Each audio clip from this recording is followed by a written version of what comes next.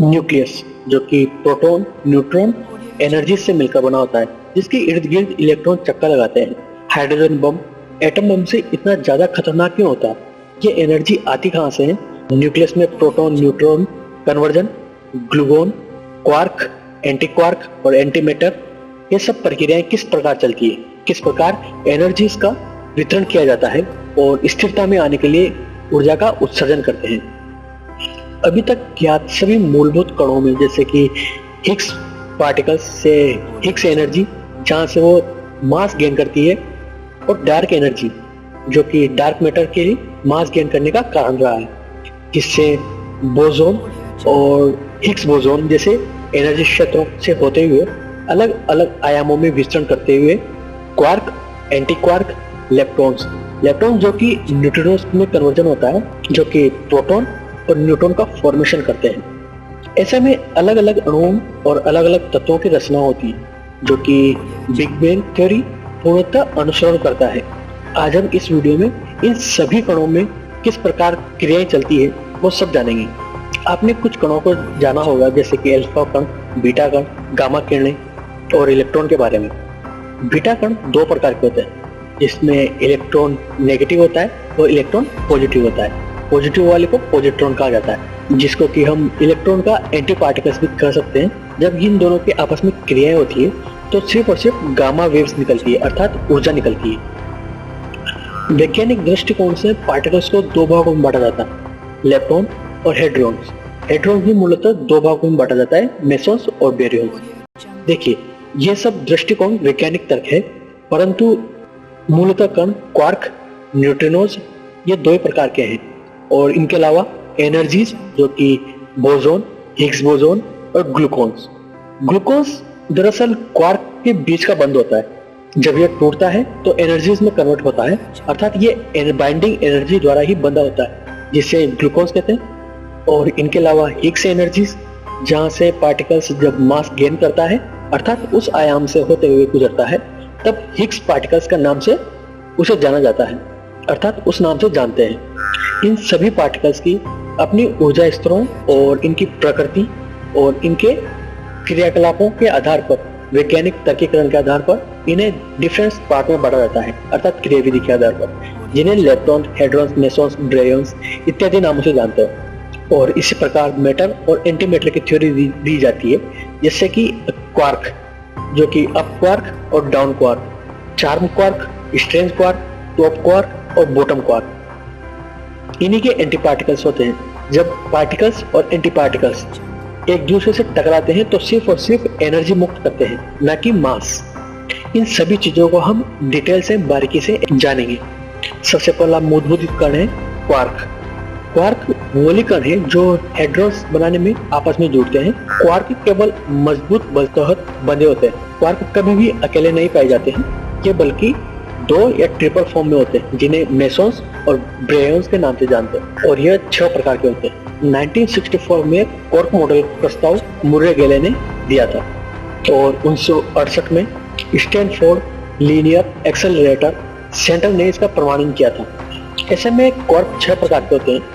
Up quark और down quark सबसे हल्के होते हैं और प्रोटॉन और न्यूट्रॉन का निर्माण करते हैं। चार्म और स्ट्रेंज क्वार्क के माध्यम से द्रव्यमान होते हैं और मेसॉन बनाते हैं। मेसॉन मतलब डबल पेयर में यह घटित होते हैं।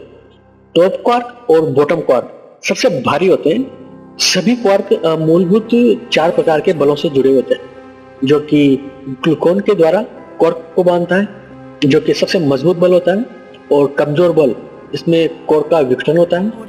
तीसरा बल है विद्युत चुंबकीय बल, जो कि चार्ज कोर्ड का कार्य करता है। और इसके अलावा है गुरुत्वाकर्षण, जो कि बहुत कमजोर प्रभाव डालता है इन पर। ग्लूओन कोर्कों के बीच मजबूत बल को ट्रांसफर करते हैं। और कोर्क 3 प्रकार के कलर चार्ज होते हैं, जैसे कि रेड, ग्रीन, ब्लू। एक हेड्रॉन में हमेशा कलर न्यूट्रलिटी बनी रहती है।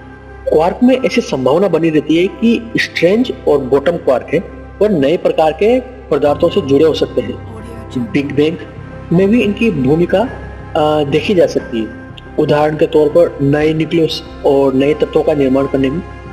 और क्वार्क की एक प्रमुख विशेषता है, जो कि ये कभी भी अकेले नहीं पाए जाते।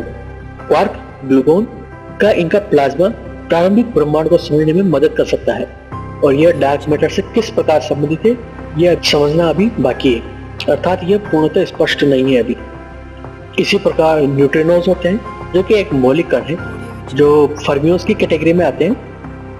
यह 6 प्रकार के होते हैं और 3 प्रकार के फ्लेवर में होते हैं, इलेक्ट्रॉन न्यूट्रिनोज, म्यूओन न्यूट्रिनोज और ताउ न्यूट्रिनोज। और इनका आवेश 0 होता है, स्पिन हाफ होता है और ये बहुत ही कम द्रव्यमान के होते हैं, जैसे कि 0.1 इलेक्ट्रॉन वोल्ट या उससे भी कम होते हैं। न्यूट्रिनो का सिद्धांत सर्वप्रथम 1930 में उल्फ गैंग पाउली ने दिया था और इसकी प्रत्यक्ष रूप से खोज 1956 में क्लाइड कोवान ने की थी। पाउली ने बीटा क्षय में ऊर्जा संरक्षण को बचाने के लिए न्यूट्रिनोज के अस्तित्व की भविष्यवाणी की, जैसे कि न्यूट्रिनो जब टूटता है proton plus electron plus electron neutrinos में कन्वर्ट होता है। जो न्यूट्रिनोज है, इलेक्ट्रॉन न्यूट्रिनोज, ये एंटी न्यूट्रिनोज होता है, अर्थात मैटर का एंटी मैटर, जिसमें इलेक्ट्रॉन का प्रतीक, द्रव्यमान और संबंधित इलेक्ट्रॉन। देखिए, हर न्यूट्रिनोज के पास एक एंटी न्यूट्रिनोज होता है जो विपरीत हेलिसिटी में रखता है, अर्थात जब ऊर्जा का एक्सप्रेशन करता है तो वो विपरीत आयाम कहें या विपरीत अवस्था में कन्वर्ट होता है।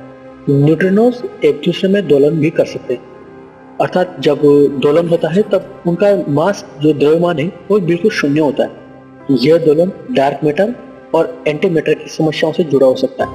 न्यूट्रिनोज मुख्यतः सुपरनोवा विस्फोट में विशाल मात्रा में निकलते हैं। अगर इसे बनाना है तो 2 प्रोटॉन जब वो हाइड्रोजन कण में कन्वर्ट होते हैं और एक पॉजिट्रॉन बनाते हैं तब इलेक्ट्रॉन न्यूट्रिनोज का फॉर्मेशन होता है। और इसका निर्माण रेडियोधर्मी क्षय से और मानवों द्वारा भी निर्मित किया जा सकता है, जैसे कि न्यूक्लियर रिएक्टर द्वारा, कण त्वरक के न्यूट्रिनो बीम के द्वारा, इनके द्वारा भी बनाया जा सकता है। न्यूट्रिनोज को पकड़ना बहुत मुश्किल होता है, हालांकि आधुनिक युग में यह बनाना संभव है। उदाहरण के तौर पर देखें तो भारी पानी द्वारा और बर्फ में फंसे फोटो डिटेक्टर के द्वारा और पानी चेरेकोव डिटेक्टर के द्वारा इसे संभव बनाया जा सका है। मूलभूत कण यही 2 प्रकार के होते हैं, इलेक्ट्रॉन्स और क्वार्क्स। इनके अलावा मूलभूत एनर्जी जैसे कि ग्लूऑन्स जो कि इनको जोड़े रखने का काम करता है, फोटॉन्स जो कि इनके आपस में कन्वर्जन से उत्सर्जित होती है, जेड बोसोन, डब्ल्यू बोसोन और हिग्स बोसोन, ये भी आपस में इनके कन्वर्जन से उत्सर्जित और बाधित होती है। इन मूलभूत कणों की आपस में क्रिया विधियों के अनुसार वैज्ञानिक दृष्टिकोण से इन्हें कई भागों में बांटा जाता है, जैसे कि बोसोन्स, हेड्रॉन्स और फर्मियोन्स। कुछ बोसोन्स जैसे कि मेसोन्स और पायोन्स और कायोन्स, ये सब कुछ हेड्रॉन भी होते हैं और कुछ हेड्रॉन जो कि फर्मियोन भी होते हैं, जैसे कि बेरियंस, प्रोटॉन न्यूट्रॉन जिसमें होते हैं, और फर्मियोन्स मूलतः इलेक्ट्रॉन्स और बेरियंस 2 प्रकार की कैटेगरीज में आते हैं।